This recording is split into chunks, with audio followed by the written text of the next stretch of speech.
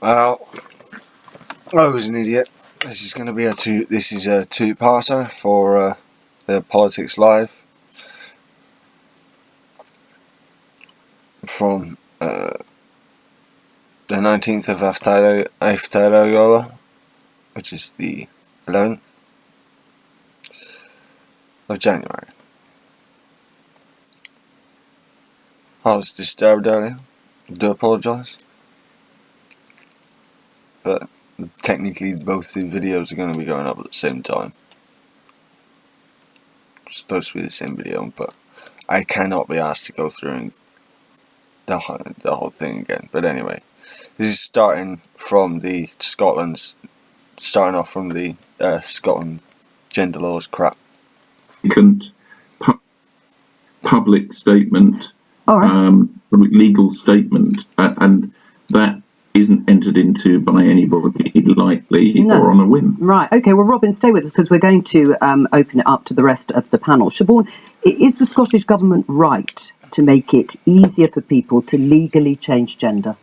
It's not. I personally wouldn't remove the doctors, the additional step with the doctor. The medical diagnosis. That's my person. I haven't gone through all the debates and proposed legislation, but I think in terms of whether it's reasonable for Westminster and the Prime Minister and the ministers here to be looking at this, where there is a clash or an incompatibility with established legislation like the Equalities Act, or where there are genuine concerns being raised by women and girls about safety issues, I think it's fair that ministers here should look at those issues. And we're very keen to have laws that make women feel safe where it's public sexual harassment on the street. So I think this is something that has to be looked at very carefully. And I mean, whether it's blocked or not is a whole different ballgame, but I think it's right that they look at it. Right. Well, I mean, what's wrong with looking at it? I mean, there is a difference here, isn't there, between what the Scottish Government has done in terms of passing this law and what the UK Government says could be in conflict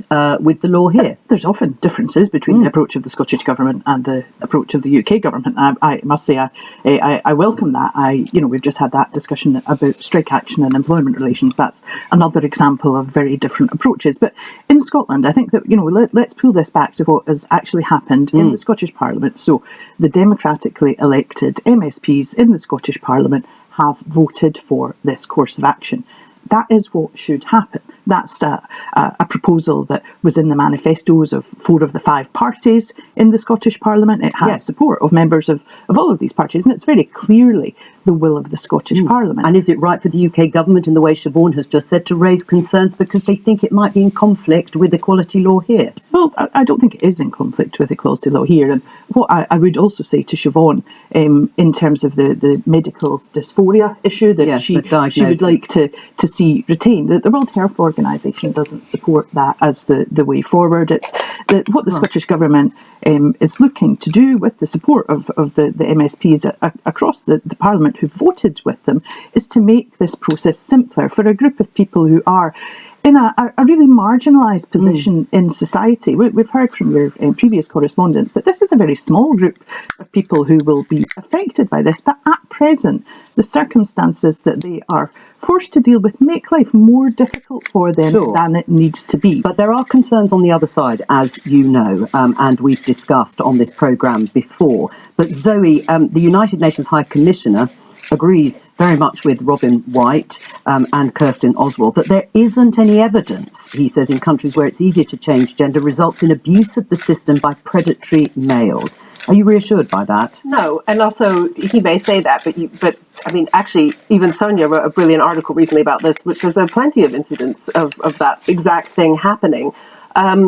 And it's also, that's not really how law and safety works. If you have a system that can easily be abused, once a law changes, it almost invites in abuse, then I think you absolutely should be concerned. And I think we need to boil this out. The point of this is that the arguments against having a pretty stringent medical analysis of a diagnosable medical condition, gender dysphoria, seem to be really strong when you think of all the people, all the women and girls who may think, well, actually, I'm not sure I feel comfortable having someone who's just self-ID'd come into my changing room and seeing my small daughter naked when they've got male genitalia. I mean, that's literally what it does boil down to. It makes it much easier for that to happen. Even, of course, the vast majority of people who would never dream of doing something like that, that's not what they're in it for. You know, Robin's comparison to being gay, I think that's slightly misleading, because gay does not have anything to do with the spaces you're allowed into. Right. I mean, it is true. The UN Special Rapporteur, someone different on violence against women and girls, Reem Al-Salem,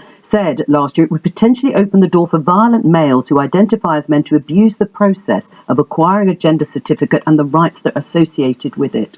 Violent men are a problem. None of us, I suspect, on this panel. And are you opening the door to them having an extra opportunity? No, violent men don't need a gender recognition. Can I just come in on that? Finish, and then you'll have an sorry, I promise. I'll let you come back in. To come in. I mean, I'm sure that we all will, and we all should. Violent men are the problem here.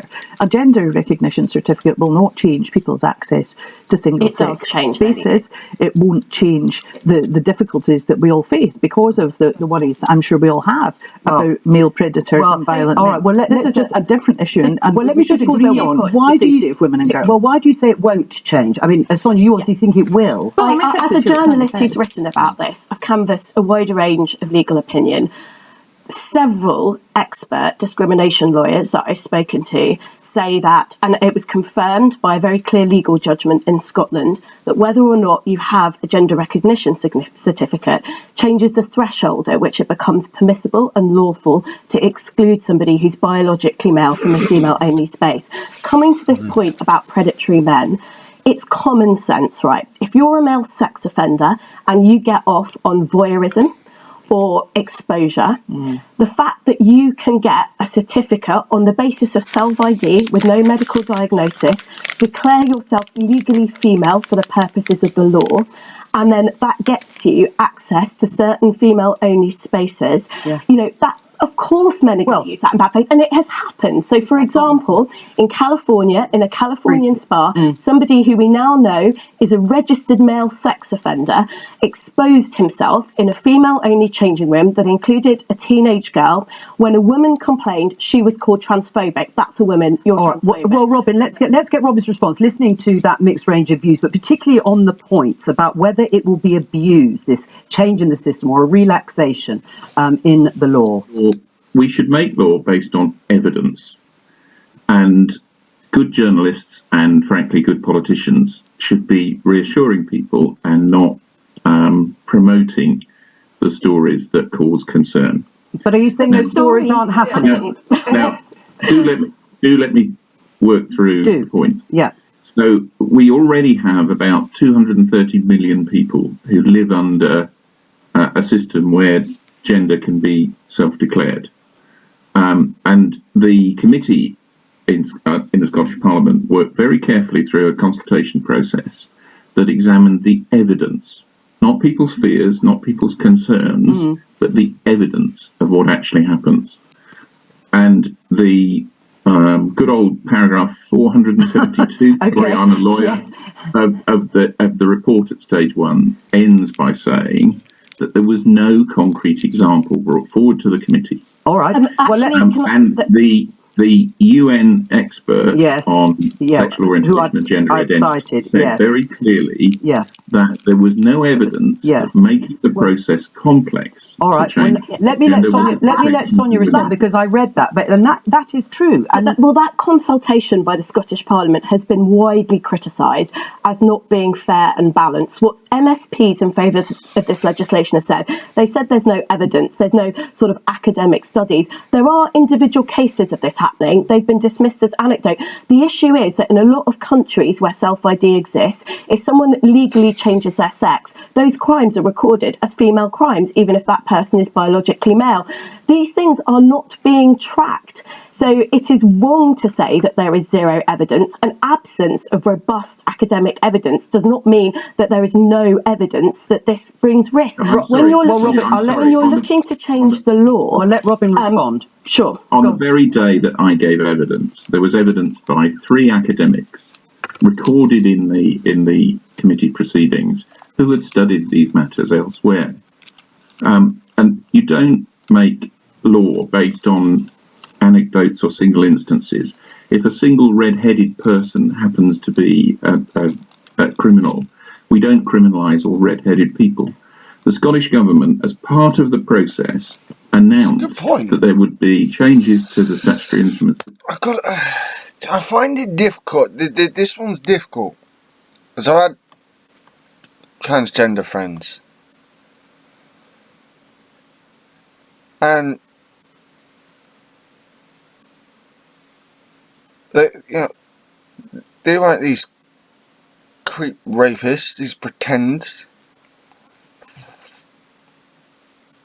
No, I'm not against, safe spaces for women. I'm not against that.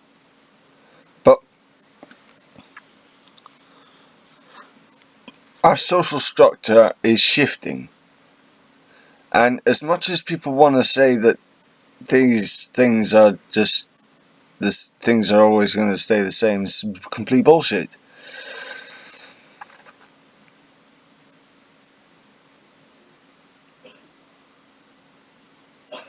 So I'm not sure where I sit on this.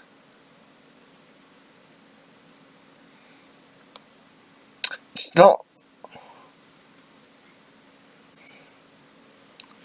not that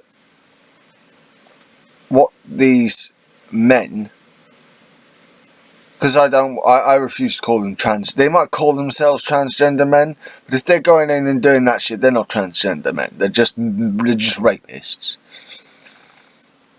and sexual offenders. That's all they are.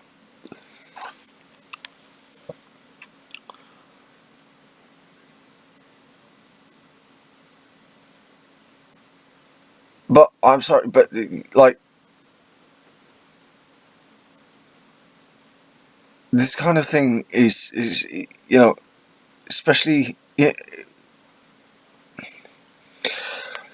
Okay, for example, there are a minority of pagans in this country and in America and in Europe, right? A minority of pagans that are far right leaning and are almost Nazi in their ideology. It's ridiculous. They don't even take our whatever pagan form of pagan belief they take. It's not even a belief. It's just used as an excuse to be abusive. You just find a historical excuse to be abusive. It's ridiculous. But there's still a minority. You don't treat the rest. You shouldn't treat the rest of us pagans like we are these QAnon dickheads.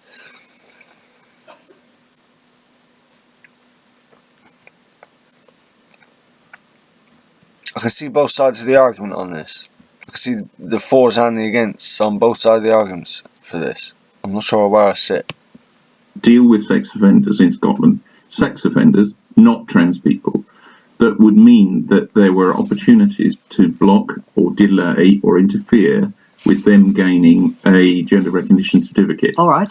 So I understand. Look, with it where it should be. And a lot of people don't think those safeguards are worth the paper they're written on because they rely on people coming forward and declaring that they are a sex offender. There's also a lot of men who commit sex offences who aren't convicted because a tiny proportion of sex offences like voyeurism and exposure actually see a day in court. But we are talking about a group of vulnerable people, transgender people, for whom this is an intrusive and very long process, as transgender people would argue. Is it not right to at least look at making it easier?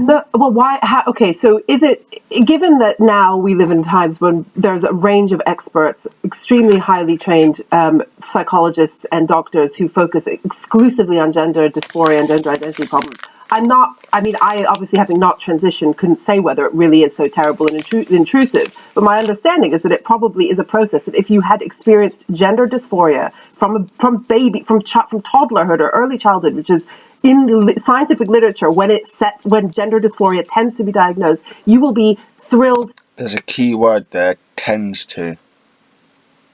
Again, this woman, as I was saying in the first part, this woman who's speaking now is very absolutist in her thinking, which leads her to just follow her own biases. Now, we all tend to follow our own biases. To a point. However, that's the point. To a point. And following this absolutist line consistently over and over again just makes you stupid. It really does. And ignorant.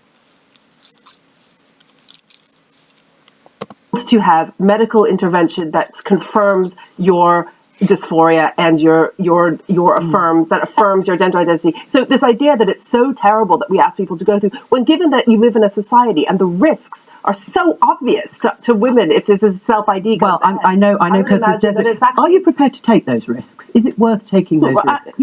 I think it would be important to quantify what these risks are. Trans people are of themselves as a group not a risk. The risk that I think we will all agree on is predatory and violent men. That is the risk. But there's also a dysphoria. But what we need, if I can continue, what we need to do is just to maybe go back and reflect on what has happened here. The Scottish Parliament has voted for measures which were widely supported unpopular with the Scottish public. Significant and lengthy consultation, after taking significant expert guidance. All right, that's as things should. No, and you say that, but hang on, I just want to get Robin. And the measures should therefore be brought into place, and I think that it is a progressive and sensible measure. Well, again, it's not like I'm against women at all. But as someone who actually does believe in equality, a lot of these women are being kind of abusive and discriminatory in of themselves, or at least they're coming across that way. And I will repeat what I just said, so I'm not mistaken. I didn't just say that women are being abusive to trans people. I said that it is also coming across that way. So I'm not going to be fucking have my words taken out of context again. You can fuck right off. To make that, and that's dangers for a marginalised for young people who are too easily and too hastily transitioning. We know this now. The medicine and the treatment, the ways of thinking about gender dysphoria. I actually think there's a very good compromise. And trans people often say we should slow down the process. Like it's not a clear-cut thing that all. Well, let me get Robin's response to your thing about the dysphoria. I mean, would it be useful? Isn't it useful, Robin, to have a medical diagnosis for people who perhaps aren't sure or want advice and guidance through this process?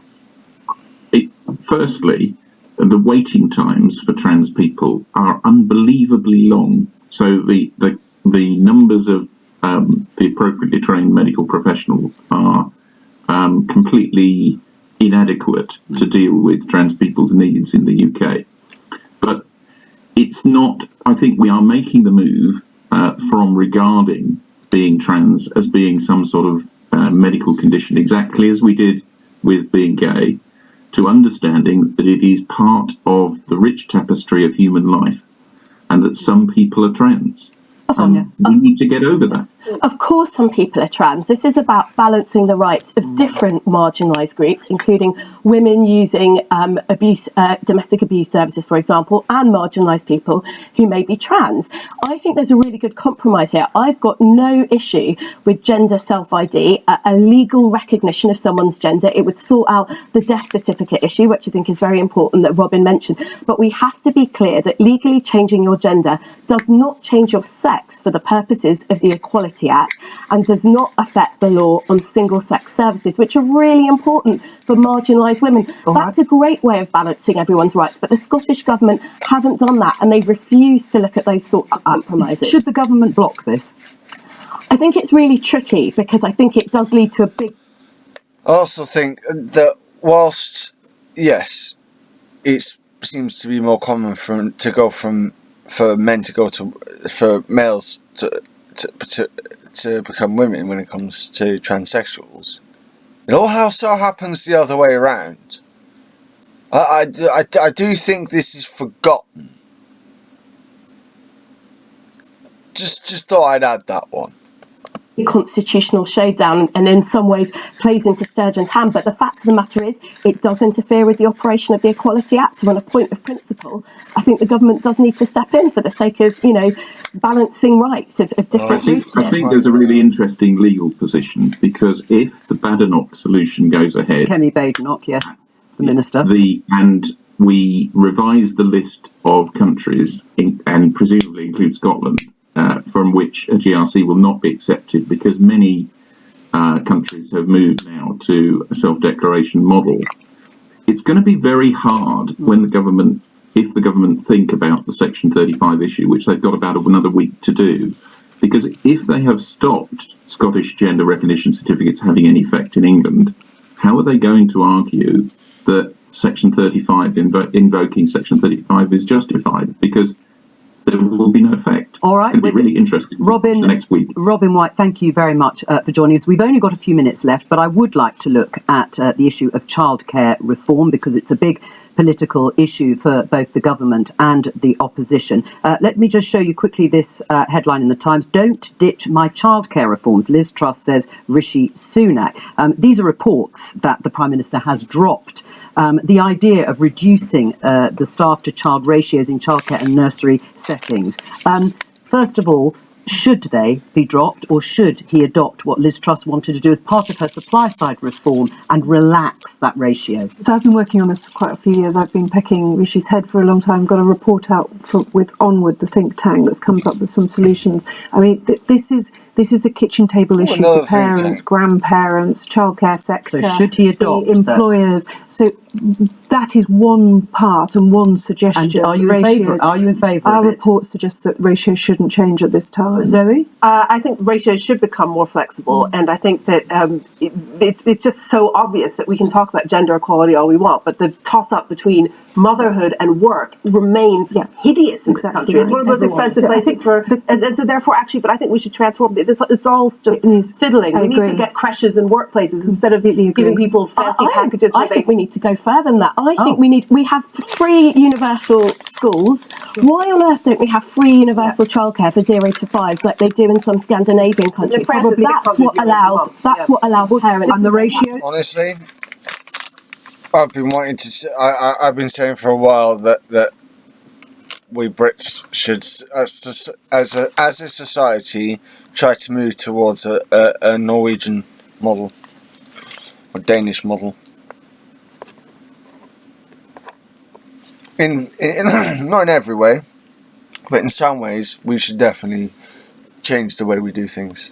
So would you be happy to see more children being looked after? No, because I think actually the savings we're talking about, just one age group, for age 2, it's pretty marginal savings. Childcare should be expensive. We should have highly qualified individuals looking after our children in their early years, giving them educational opportunities. But it should be something that's funded by us all as taxpayers. Or by workplaces, instead of offering like glossy packages for egg freezing, which is great too. But why not? I mean, why can't all these corporates supply brilliant crashes in the States? Well, I know some. I mean, I don't know if they do that here, but it's perfectly possible, and it does happen in some workplaces. We've only got a few. Go to work. We've only got a few seconds. It is more relaxed in Scotland, a bit, it's very slightly more but it's relaxed. But I think that these points about it's about all of our families, about every household with children. There's 1.2 million vacancies, and parents are telling us they can't work at full. Well, then one question to you then, Siobhan: should it be front and centre? Is Rishi Sunak making a mistake not to make this front and centre? He really cares about this. He is looking at reforms, and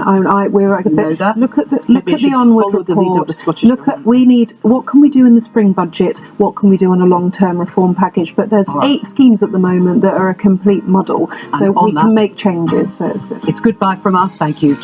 It winds me up. It really fucking does. Yes, these are multi-layered problems, but the way the Tories are trying to deal with it is just it's just inadequate. I was trying to think of the right word then, and I think I have it. Inadequate. Well, again, like I said, sorry, this was supposed to be But this is supposed to be one whole video, but this will end up as a part 1 and a part 2. This has been my reaction to BBC Politics Live from the 19th of Æfterra, Geola, the 18th of Æfterra Geola, 10th of January. Gotta wait for today's one to come out. And yeah, please like, subscribe, comment, let me know just how unprofessional I am. I know it's hilarious, but yeah. Blessed Thursday, everyone. This has been Shadowita, one angry pagan, and you can probably tell that if you made it this far through the video. Blessed Thursday, everyone. Have a good evening.